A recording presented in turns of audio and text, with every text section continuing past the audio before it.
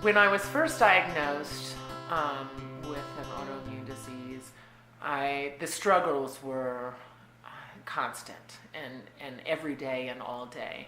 I struggled to care for my children. I was unable to do simple tasks like get laundry done or get my dishes done. I would have a few good hours of the day, and good is in quotes, better hours of the day, and most of those hours were spent doing things that I thought might help my health in the long run. So I'd be more prone to go work out or take a walk or something like that rather than trying to clean up around the house. And really, I then would just rest up as much as possible so that when my kids came home, I might have some energy to give to them.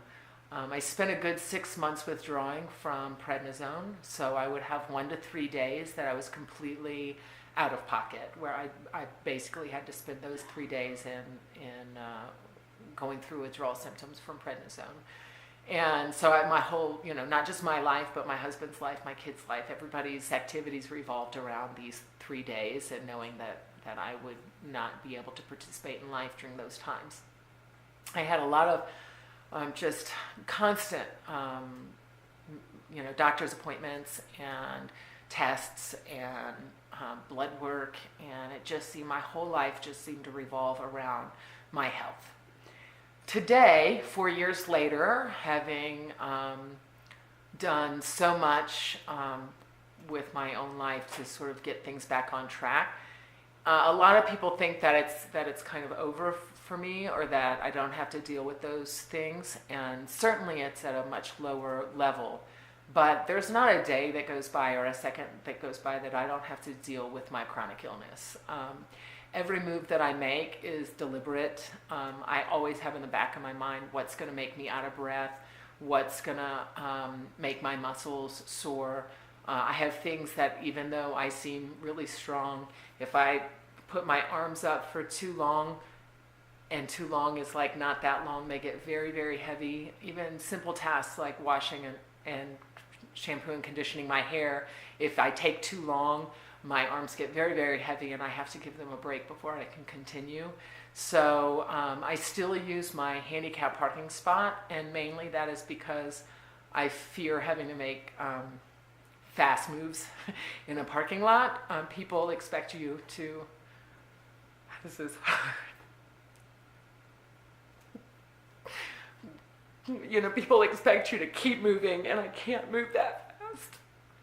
So, as you can see, even though as great as life is, and I can go skiing, and I can run a company, and I can take care of my children, every single day I'm still affected by my chronic illness. And so, it's that today it's far more invisible to the general public than it used to be. It used to be hard for me to relate to the invisible chronic illness part of our community because I was on oxygen. So for me, everybody knew that I needed a little deference in life.